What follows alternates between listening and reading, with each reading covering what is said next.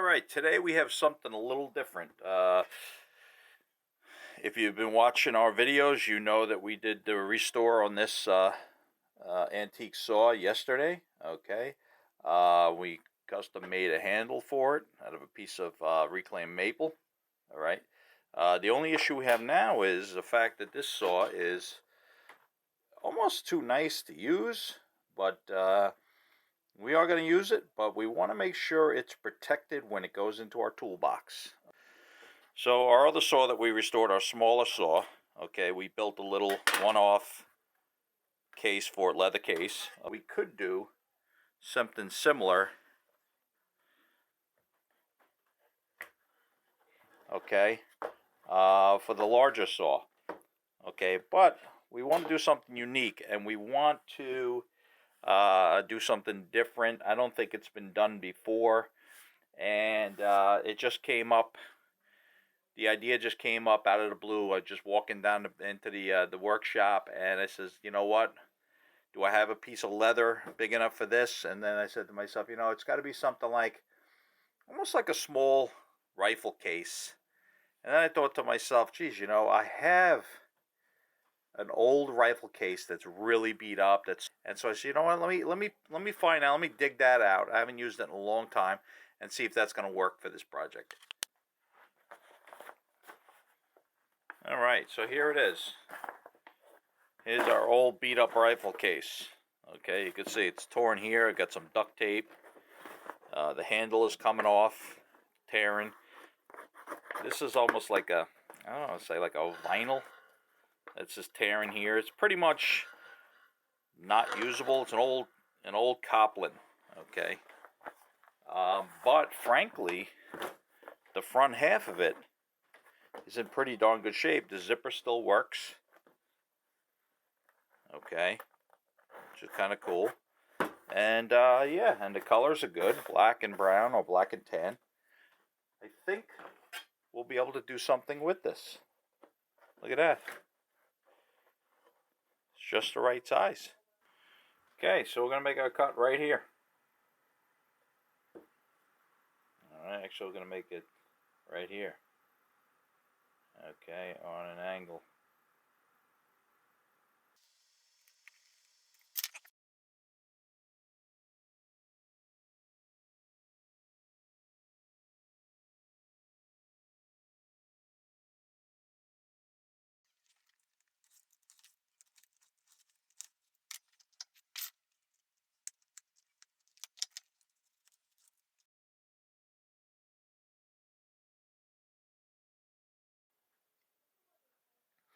Okay, so we got that cut back to where we want it. Okay, we cut back the insulation. And now we're going to just hit it with some barge.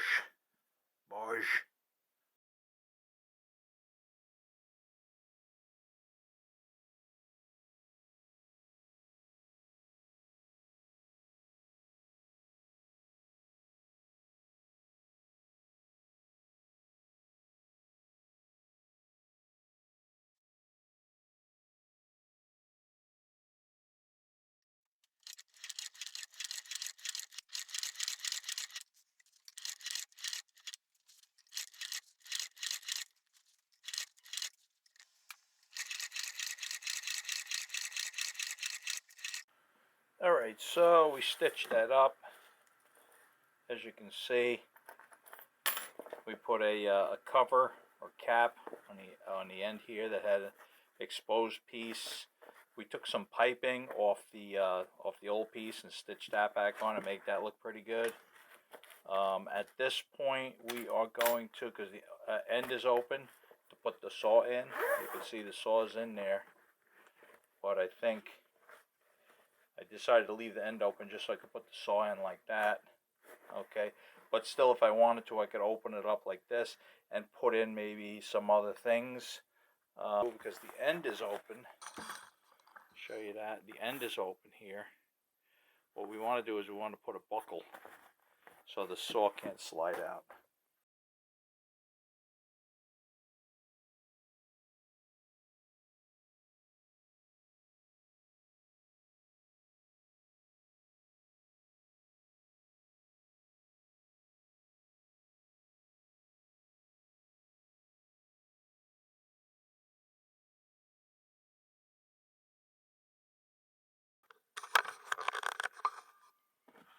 just need to put a hole in that in the center.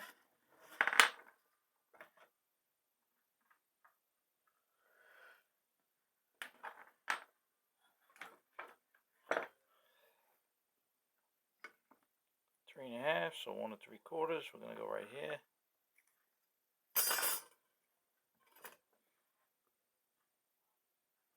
1 1/4.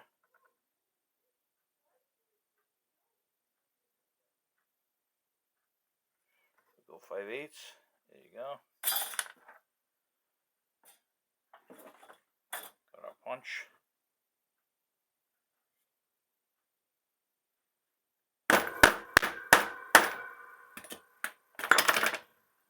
Get a hole. That's for the buckle. Okay, so that's how this goes.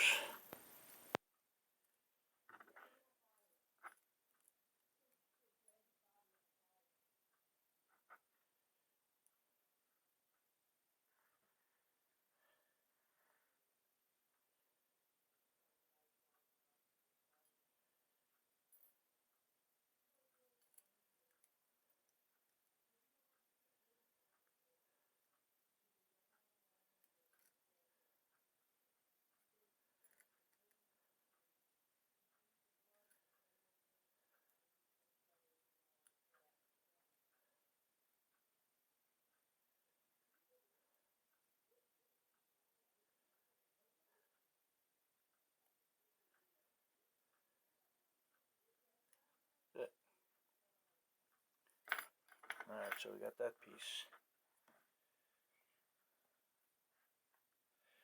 Now we gotta do the strap.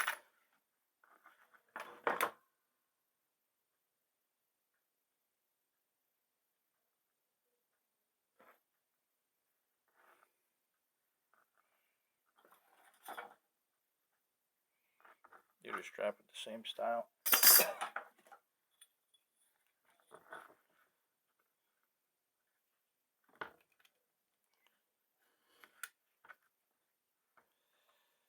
Down about this much. I'll just cut this edge. There we go. Set. Okay.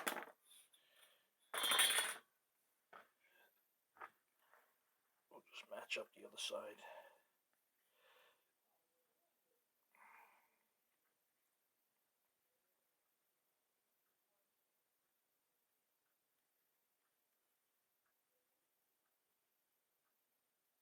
Doesn't have to be perfect. It's not going to be a showpiece.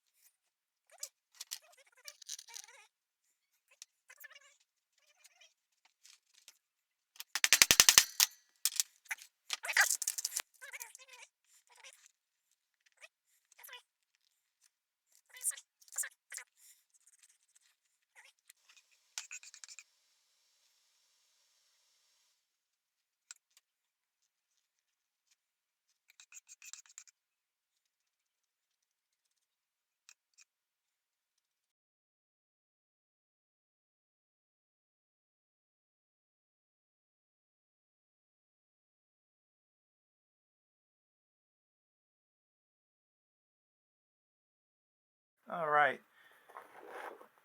So we glued that contact cement barge. We put a barrel nut, but we also want to back that up with some stitching.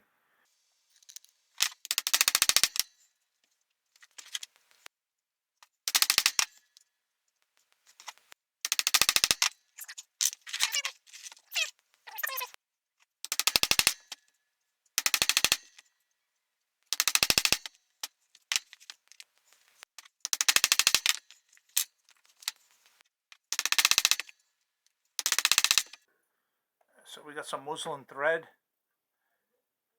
Okay, ready to go.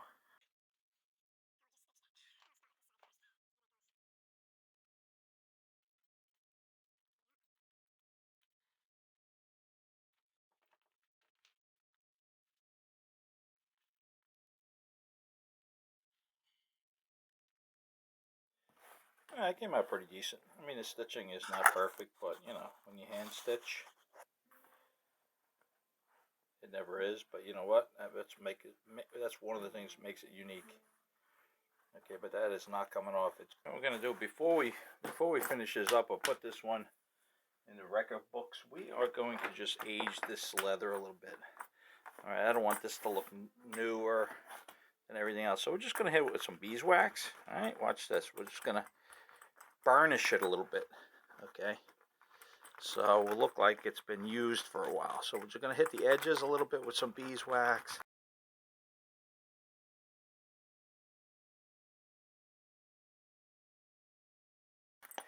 Got an old screwdriver here, vintage screw, and just rubbing the handle on it. Make it look worn. Make it look like it's been somewhere. There you go.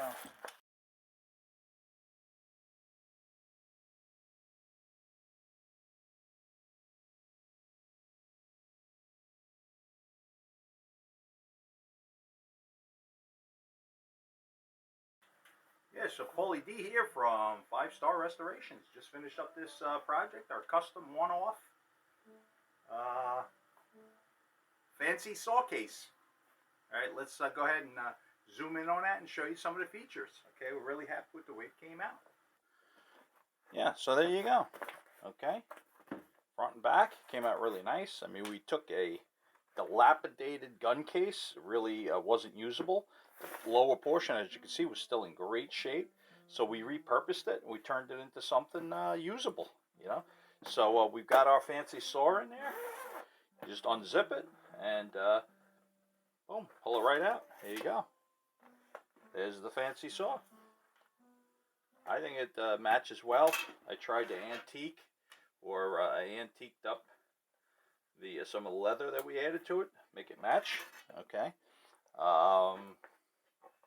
Yeah, let's lay that back in there. Simple enough. Boom, it's in.